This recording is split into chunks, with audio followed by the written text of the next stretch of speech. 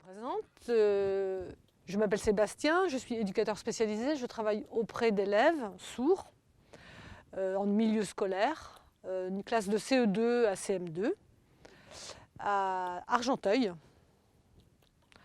Moi j'ai une grande passion dans la vie, c'est le cinéma. Le cinéma, ça occupe une grande place, c'est un lieu magique pour moi, c'est un voyage, c'est un autre monde, c'est plein d'autres mondes, c'est des mondes parallèles carrément, dessins animés, films comiques, films policiers, d'aventure, même des films d'horreur. Tout ça, c'est un truc, j'adore, parce qu'en fait, le cinéma, c'est un cadeau, c'est un grand écran, on voit, on en a plein les yeux, on plonge dans l'écran, on plonge dans les images, c'est merveilleux. Alors, donc moi j'adore le cinéma, j'y vais très souvent.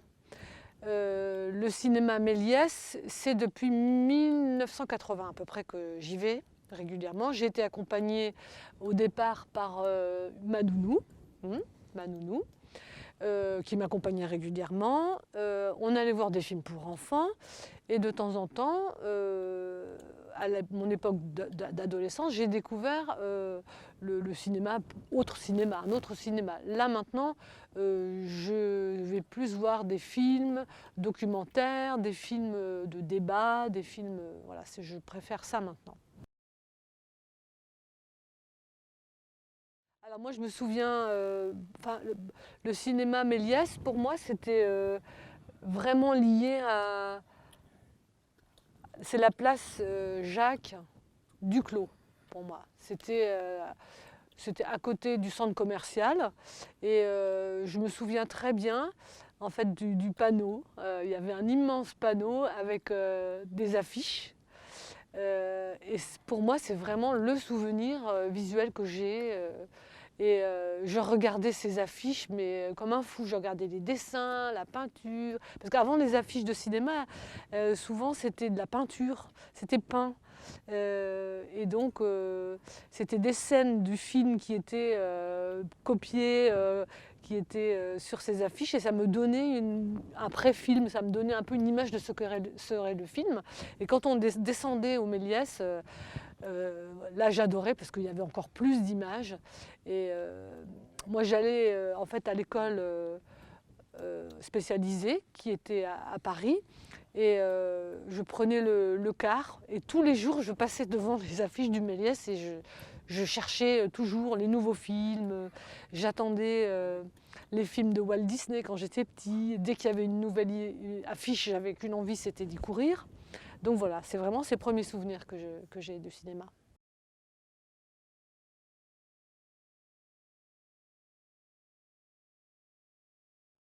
Moi, je me souviens donc de l'affiche. Enfin, sur ces grands panneaux, il y avait une affiche, c'était en 1982, à peu près, il me semble, décembre ou janvier 82-83. Donc je passe et bon, bah, je passais régulièrement. Et là, je vois une affiche qui me saute aux yeux. C'était E.T. E.T. Les deux doigts qui se touchent là.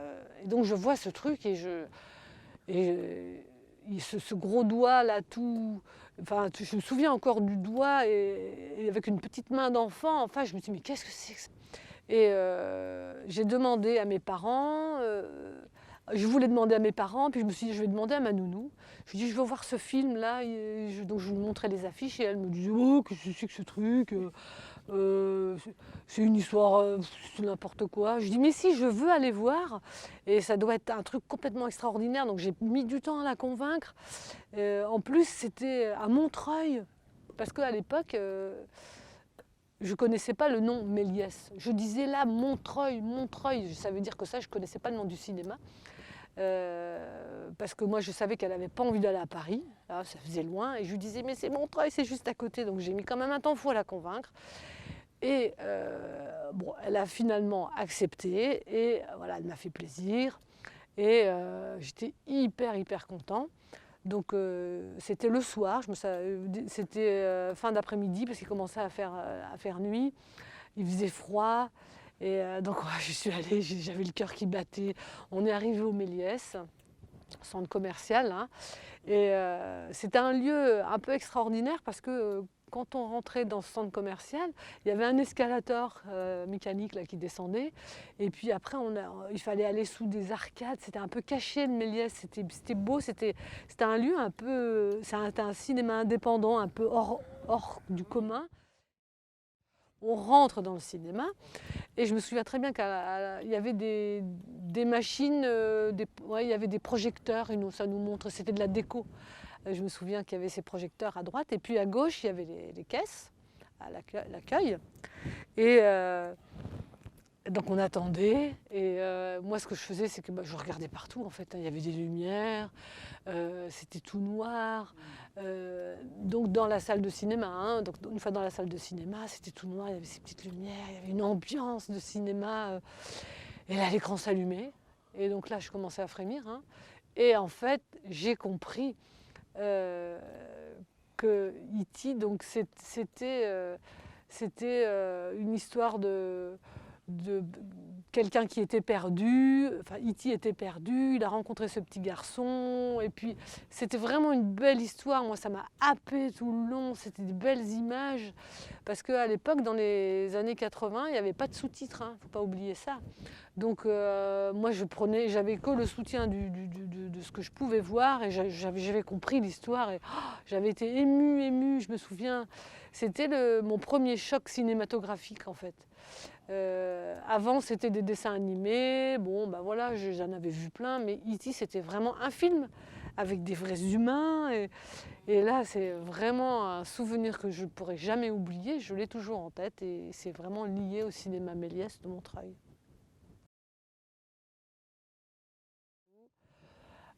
Oui. L'importance du Méliès. Alors moi je me souviens qu'à l'époque de l'ancien Méliès, il y avait le projet de fermeture et puis la construction d'un grand cinéma. Et moi je regardais ça d'un mauvais œil, je me disais, j'étais déçue, je me dis mais qu'est-ce que c'est que ce truc, on va changer notre Méliès, ça va être un autre cinéma, ça va être un cinéma commercial, on va perdre toute l'âme du cinéma indépendant, art et essai, enfin je veux dire c'est quand même quelque chose de très particulier. Le Méliès à l'époque c'était vraiment une institution et tout. Bon alors ça s'est construit, bon moi après je faisais mes études, j'avais pas trop le temps de penser à ça. Et là le cinéma s'est ouvert, ce cinéma dans lequel on est, et donc j'y suis allée parce qu'il y avait un film documentaire, puis suivi de débats et tout, donc ça moi j'adore, j'y suis allée. Et en fait, je m'étais complètement trompée. C'est génial, en fait. C'est super. On a gardé l'esprit, on a gardé l'indépendance, le cinéma d'art et essai. On passe des documentaires. C'est proche de la vie, du quotidien. C'est les films. Il y a des films jeunesse. Enfin, vraiment, c'est super bien organisé parce que ça reste à la ville de Montreuil. Et moi j'ai découvert plein de choses extraordinaires, c'est que c'est aussi inclusif. Il y a beaucoup de séances qui sont adaptées à des personnes handicapées. Parce que moi j'avais observé que ici, même dans les locaux, il y avait un ascenseur pour les personnes en fauteuil roulant, donc ça c'est génial. En regardant un petit peu les repères, il y a des repères par terre aussi pour les personnes aveugles. Il y a des lignes qui peuvent suivre avec leur canne pour voir quand ça tourne, etc. Donc des repères pour eux. Il y a aussi des décors. Moi je croyais que c'était des décors pour faire joli, mais en fait non, c'est des décors pour aider les gens à se déplacer ici. Et puis un truc extraordinaire, c'est que les gens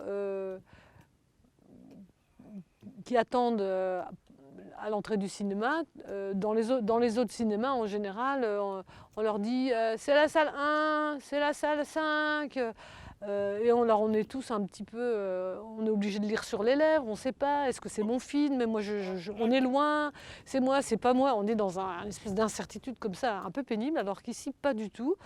Il y a des panneaux qui sont aimantés, et donc on voit ça et on est autonome.